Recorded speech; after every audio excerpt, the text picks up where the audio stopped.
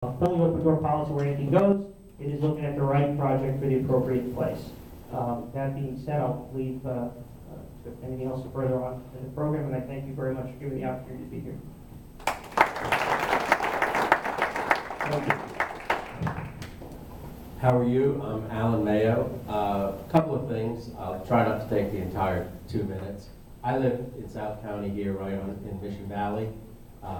Lived the last 30 years here in South County, the last 20 in the same house in Mission Valley. I come from a family of immigrants. In the early 1900s and 1920s, everyone came over to New York. They came, in many instances, the men came first, went back, brought their wives, then raised their families.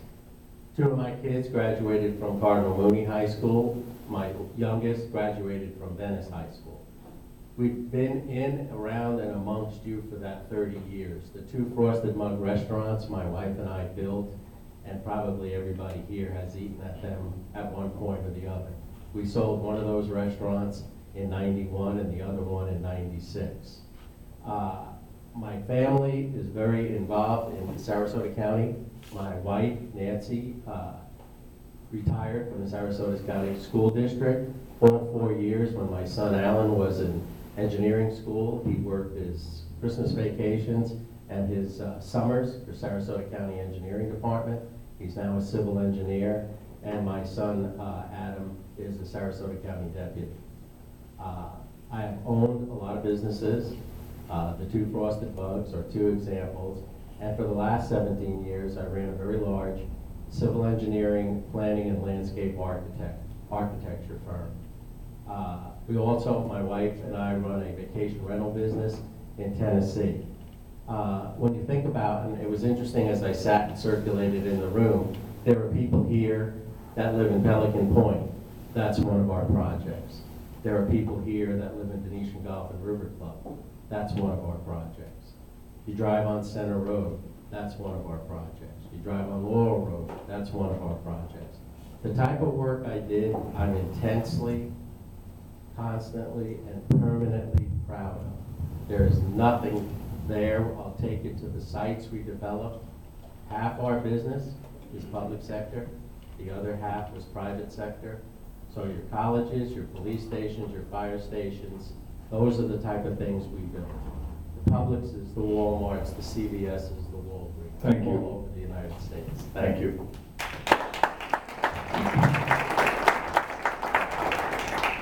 Okay, I've got a few written questions, but I think we'll start out. Does anybody in this row have a question?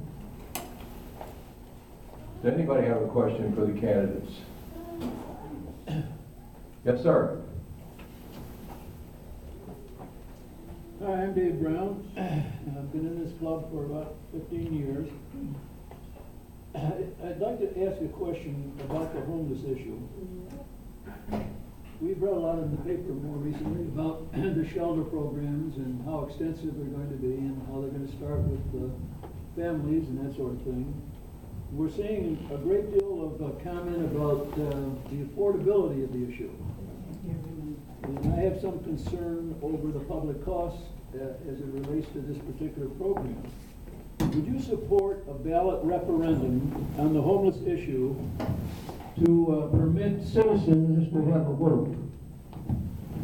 All of you, I'd like all of you to answer that question. Okay, I'd like to answer that question.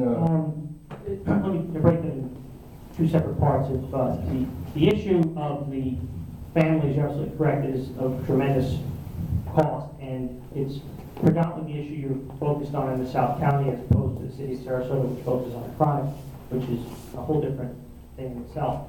The answer to your second question, and well, the first part is the Community Foundation and other private organizations are doing an absolutely magnificent job. You don't hear a lot about it because it's not something that's going on in chambers. It's something that private organizations are doing, and they are working very, very, very quickly. And the one thing about this community is the amount of people who are generous with their philanthropy is remarkable. So that's good, because government can't fix everything. The second part to that, your question is absolutely yes. And in fact, there's a piece of legislation going through the hopper right now which deals with the discretionary sales tax that would have to be passed by referendum.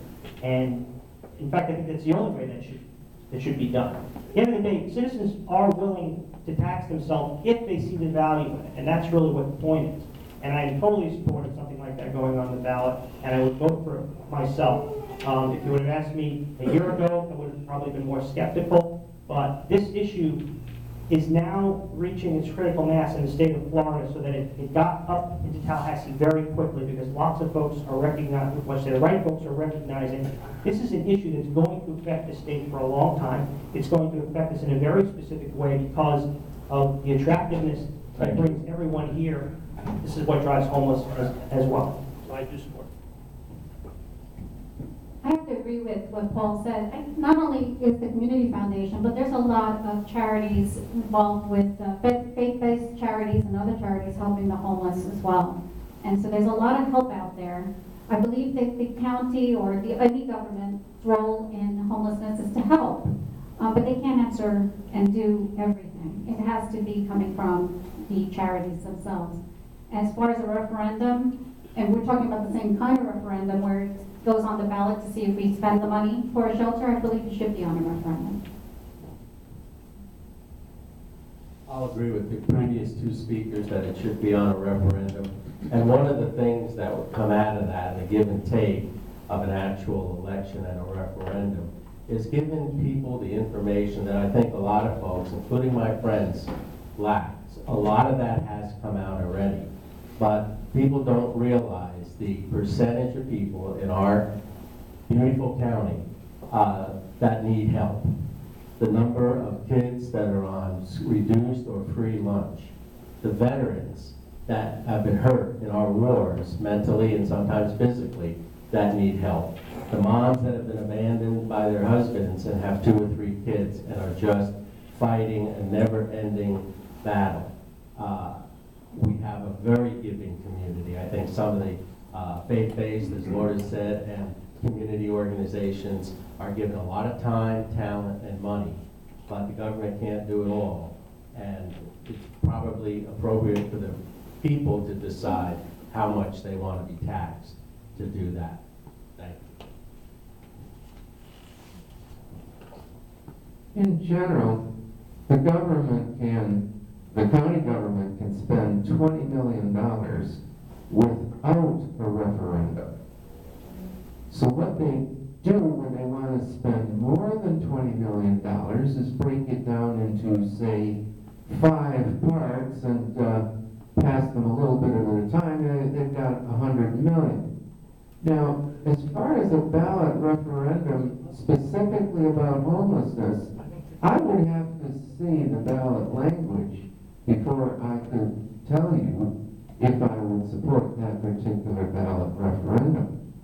However, the homeless issue is something that could be addressed by private charities, and there's one in particular that I support, which is Valerie Guillory's Sanctuary, Trinity something or other, and she keeps changing the name, or maybe I never knew it, but she still hasn't got electricity because the city is standing in her way. She hasn't got water, she hasn't got sewer, all because the city is standing in her way. And this has been going on for almost a year. So I start wondering if we really want a private solution or if we're determined to make it big government, just not in anybody's neighborhood. Thank you.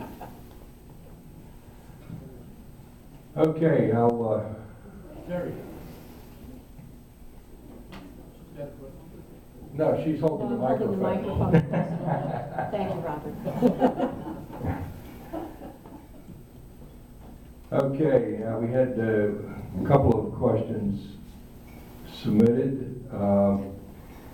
Why are you running for a seat on the county commission? And what are you giving up for that seat? And why should we vote for you? Try to keep it to 1 minute, please. The reason I want a seat is because I've been observing what they've been doing for as long as I've been here, 30 years, and it's all been nonsense. They keep voting to essentially give public money to their friends. I called it cronyism. I continue to call it cronyism. It might be even worse. That's the one thing I want to oppose, and it expresses itself in a number of ways. Fiscal responsibility, truth in government, and, transportation. They never do that when they can do something else. They've always got pet projects. You know that the roads are clogged. Whenever you want to go somewhere, you are behind a lot. So those three things, the fiscal responsibility, truth in government, and improving the transportation. Now, what am I giving up? I'm retired. I could be out living the life of Riley instead of standing here answering questions or walking around talking to people and trying to get signatures. And I guess what I'm giving up is my life. Thank you. My reasons, as I tell folks, are very selfish reasons. I have a 5 and a 7-year-old, 2 girls, and I want to do what I can do to make so that they can stay within this community. And I think that involves maintaining the brand that we have, we're looking for opportunities to create investment within the community. But more importantly, in a very specific sense, as we go forward and money gets tighter and the laws change as to sort of restrict the way revenues can be collected, there's going to have to be a lot of collaboration that occur between municipal government and the county government. Now, to you all, that might not seem like a very big deal, but in fact, the law functions in a different way with municipalities than what counties do. And I believe that the expertise that I've gotten in the last couple of years is very nuanced, but it can help provide perhaps a perspective that's not there on the current county commission. I'm not going to be someone who gets up here and bashes the current county commission. I think for the most part, all 5 of the folks who sit on that table are decent and honorable people. And I'm not going to get on the bandwagon of telling you about all kinds of crazy corruption, all this kind of stuff that goes on. I have a desire to serve. I want to serve. As to what I'm giving up, if you ask me, it's not even a fair question. This is, as my dad would say, this is the life we've chosen. You ask my wife, she might have a different idea. But I really want to do this. I would like to earn your vote, and I hope I get your support.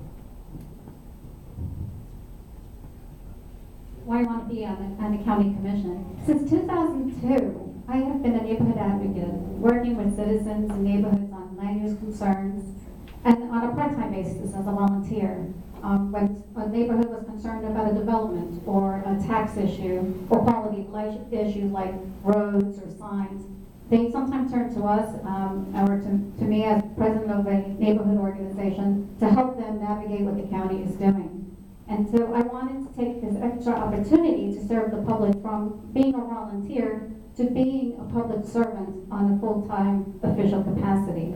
I really feel it's important and something I really desperately, deeply want to do. In order for me to run for county commission, I had a part-time entrepreneurial career where I was working on web design and social media for small companies and small organizations. And I gave that up for this because I'm going from working for myself to now working for 300,000 citizens of Sarasota County, and I wanted to do that. So I don't believe it's giving up anything. It's something I'm looking forward to. And why you should vote for me is I am really a person of the people. I really am concerned about neighborhoods and citizens, and I really feel I will represent you very well on the county commission.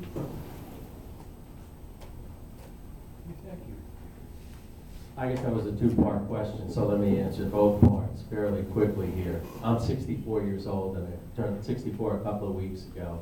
And because of this campaign, I retired from the firm that I helped build. My stock is all sold back. That's something that people ask with great frequency. And over the next couple of weeks, I'm just phasing out of my role with a very big company. I gave that up. I gave that up willingly and gladly. I'm one of the 40 principals in a 2,000-person firm, and I built the office here in Sarasota. It may sound corny, but I think I have a lot to contribute. I have a great education, a great business background. I've powered several companies through this economic tsunami that we started in 07, 08, and lasted 4.5 years. I bring that to the table. My involvement with the Tacoma Area Civic Association, 40 homeowners associations and about 13,000 households, has given me a perspective on what people want, what people know, and also the bad information that's out there. My wife is here. 2 of my 3 kids are here, and only 1 of my 3 grandchildren are here. And I want to make this a place, keep it as beautiful as it is, but expand the opportunities, because selfishly, I want all 3 of my kids and my 3 grandchildren down here with Nancy and I. Thank you. Thank you. And just a side note, there is a need in the community. I belong to another organization, and we pack 90 backpacks for kids to take home from school so they have food to eat on the weekends. So there is a need for charity here in the area. Okay, another question from the audience.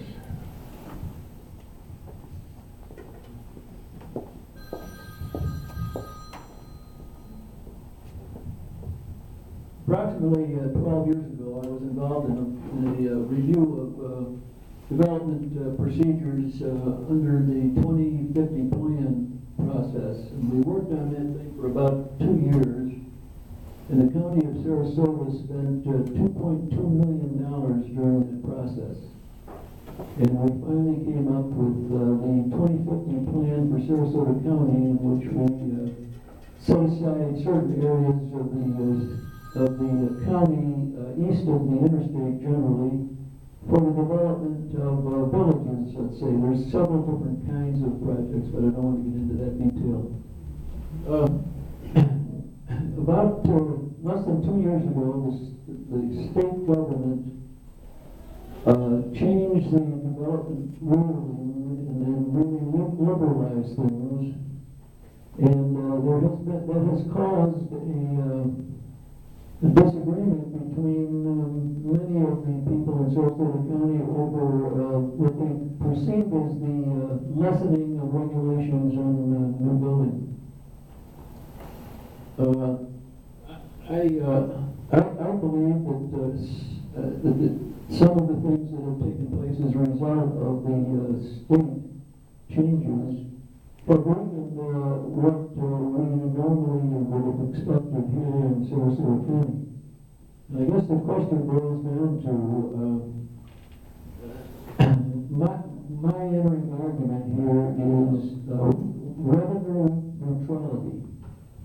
And I understand that the way it is going now is that there are changes coming up in July that will change the revenue neutrality portion of our particular program. And I'd like to know each of your opinions on whether we should have a revenue neutrality or something less than revenue neutrality.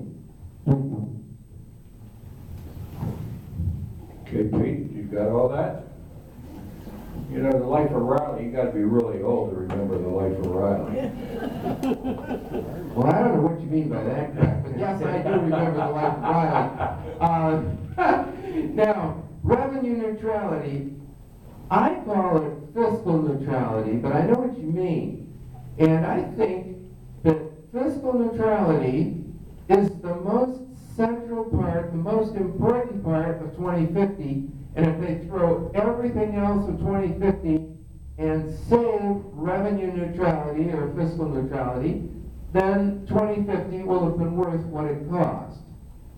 But that is exactly what they want to throw out. They don't want any part of fiscal neutrality. What they'd like to do is they'd like to have the appearance of fiscal neutrality, but not actually have it.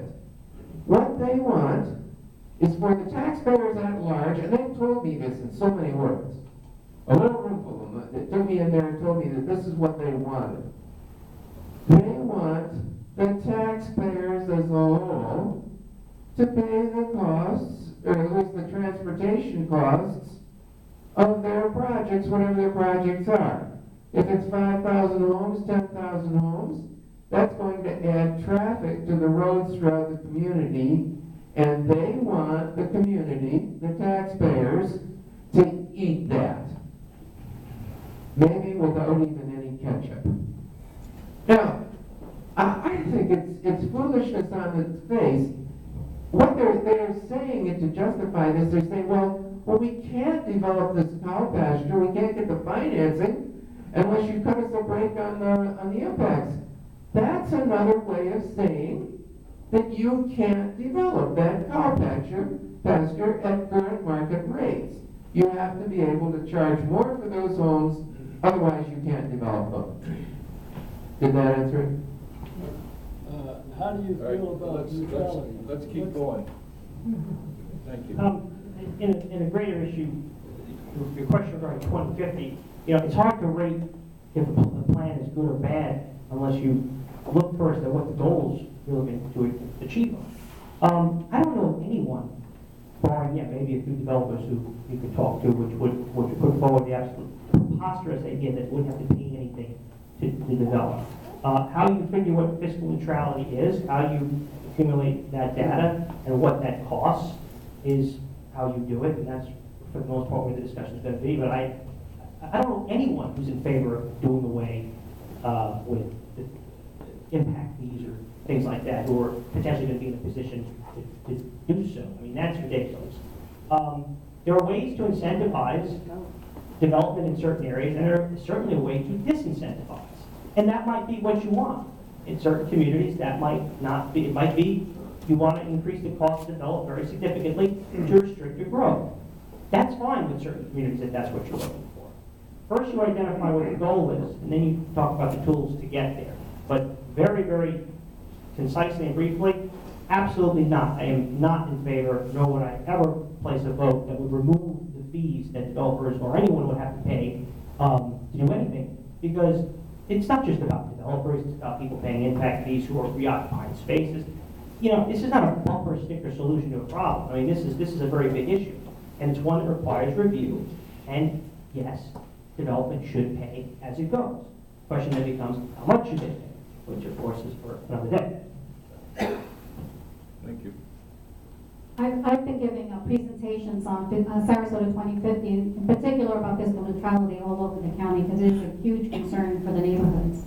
It is true that most of the developments east of I-75 is entitled to very low density, so like 50 units. And when you go to 5,000 units from that 50 units, then you have a huge increase of government services that's